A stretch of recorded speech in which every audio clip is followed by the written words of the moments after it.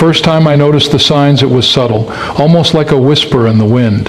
I walked through the city streets, the neon lights flickering, the people around me absorbed in their screens, blind to the chaos unfurling outside their windows.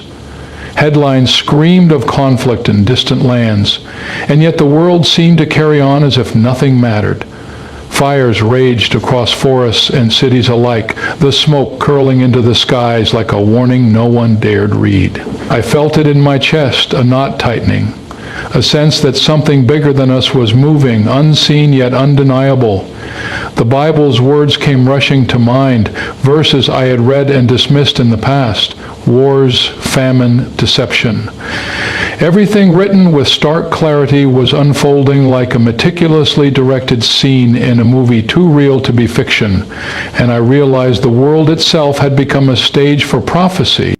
Then came the nights when I could not sleep, the news on my phone keeping my mind awake while the world outside seemed oblivious. I watched footage of storms swallowing entire towns, of oceans rising and mountains shaking, and I felt the weight of human fragility pressing on my soul. Children cried for safety as parents searched for answers that did not exist in any manual or guidebook. I remembered the verses describing the shaking of nations, the turmoil that would come before redemption, and it hit me like a hammer. These were the signs, unmistakable and unavoidable. The world was not broken by chance. It was unraveling in a pattern so precise that disbelief felt like sin.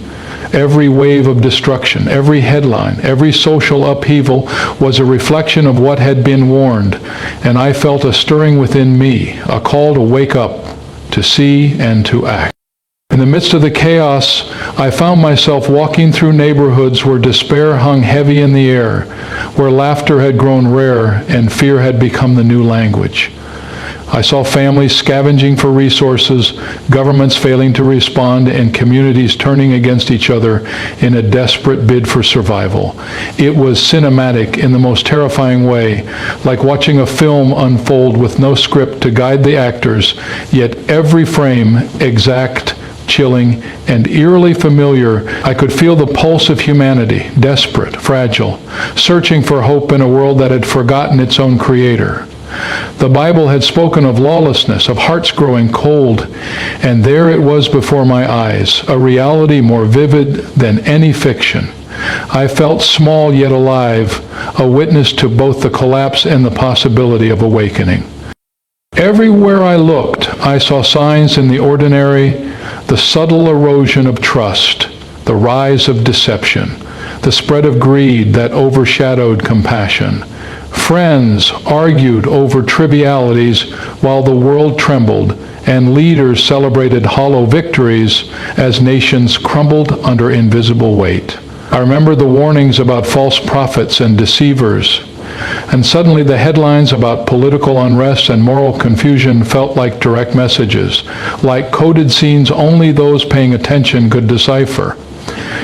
I began to notice the symbolism in the chaos, the collapse of institutions, the moral decay, the very air thick with tension, like the set pieces of a grand story orchestrated centuries ago. It became impossible to ignore, and in that realization, my own heart trembled.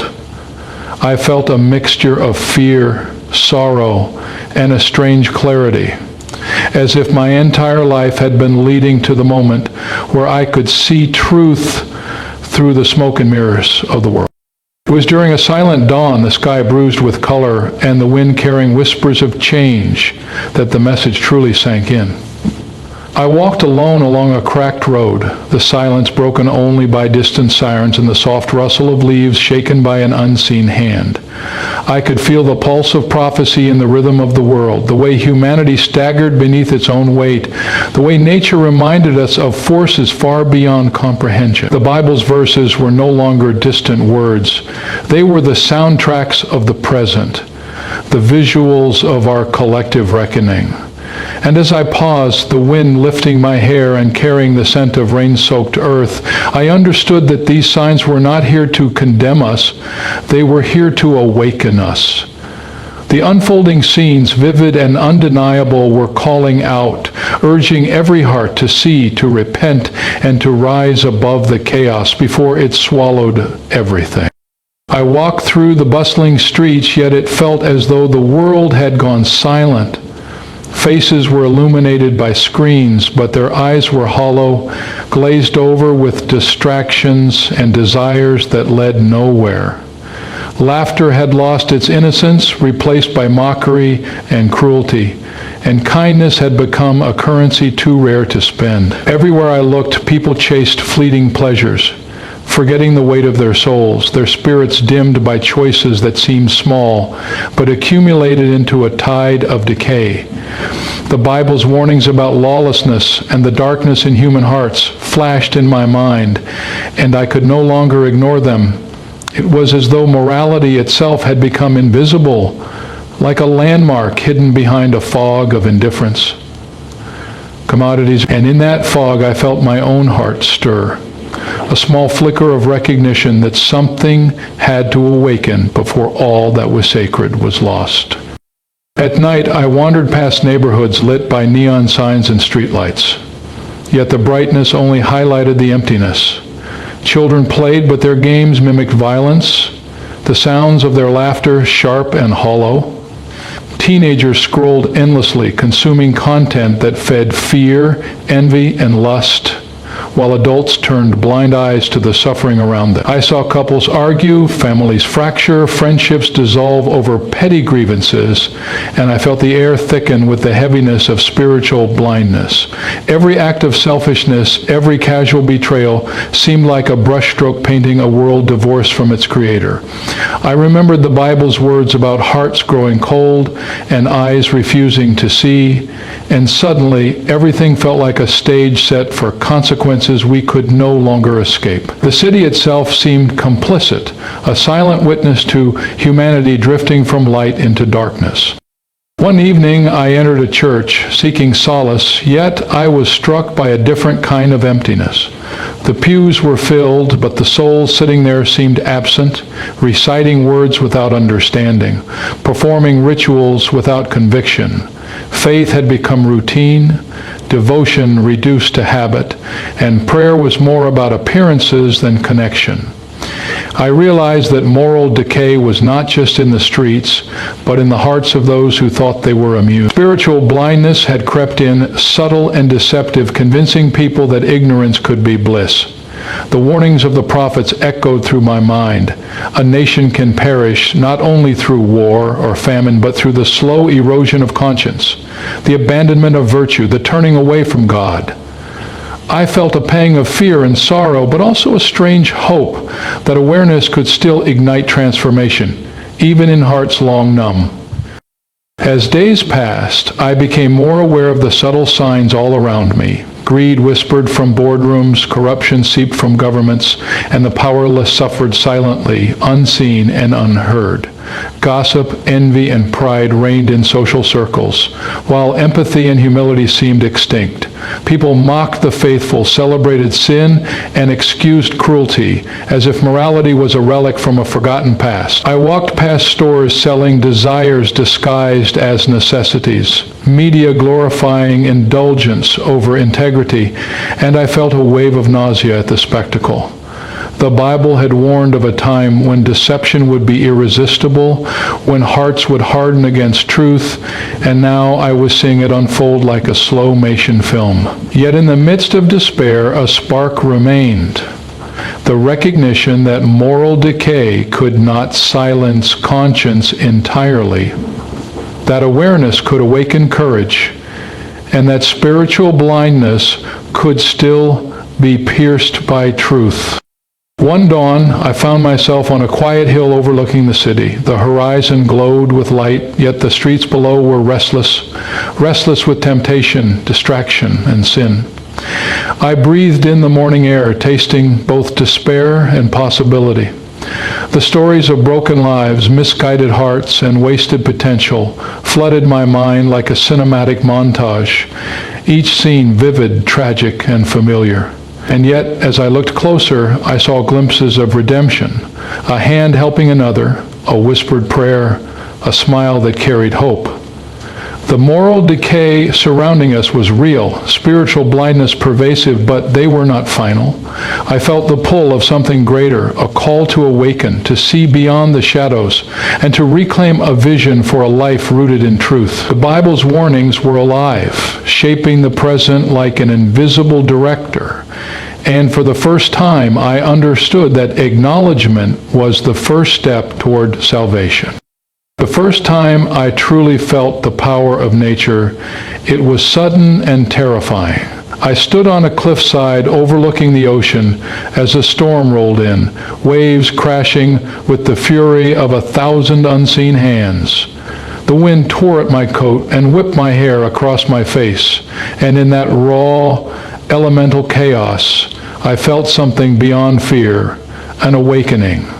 I realized that the earth itself seemed alive, speaking in ways humanity had ignored for centuries. The Bible had warned that the creation would groan under the weight of human sin, that storms and earthquakes would be signs for those willing to see. In that moment, the horizon seemed to split between light and darkness, as if nature itself was directing a scene of judgment and redemption. I felt my heart tremble, sensing that these disasters were not random. They were messages meant to stir our sleeping souls. Later, I found myself watching the news with a trembling heart, seeing towns swept away by floods, mountains shedding rocks onto unsuspecting villages, and wildfires devouring everything in their path. Each clip was more than a headline. It was a cinematic portrayal of human fragility, a reminder that we were never in full control. I imagined the families running, the helplessness etched into every face, and I felt tears welling up that I could not contain. The Bible's verses about the earth responding to human wickedness played like a soundtrack in my mind, each disaster a note in a warning symphony. I realized we had grown arrogant, believing we were masters of our fate, blind to the consequences. Nature's voice had grown loud, undeniable, vivid in a way that demanded attention, urging humanity to pause, reflect, and change before it was too late. One evening, I walked through the remnants of a neighborhood struck by an earthquake. Homes lay in rubble, twisted metal and broken glass glittering in the fading sunlight. The air smelled of dust, smoke, and sorrow. Children clung to their parents, and neighbors shared food and water as though survival itself had become an art form.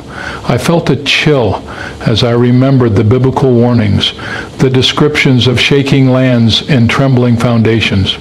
It was like stepping onto the set of a film where every detail, the cracked walls, the displaced families, the silent prayers, was a scene written centuries ago, yet now brought to life.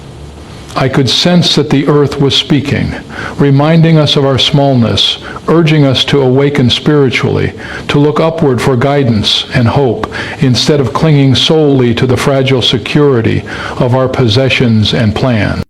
In the quiet hours before dawn, I drove past a town recovering from a hurricane. The streets were littered with debris, the wind still whispering its fury through shattered trees. Yet amidst the devastation, I saw resilience. A man carrying his neighbor's child to safety, a woman helping an elderly couple salvage what remained, volunteers working tirelessly despite exhaustion. The scene was cinematic, almost surreal, like watching the duality of destruction and redemption play out in real time. I realized these disasters were not only punishments or warnings, they were mirrors reflecting both our fragility and our capacity for compassion. The Bible had spoken of signs in the heavens and the earth, of storms as wake-up calls, and suddenly it all felt alive, moving around me, urging me to awaken, to see the divine hand guiding us through chaos toward reflection and change.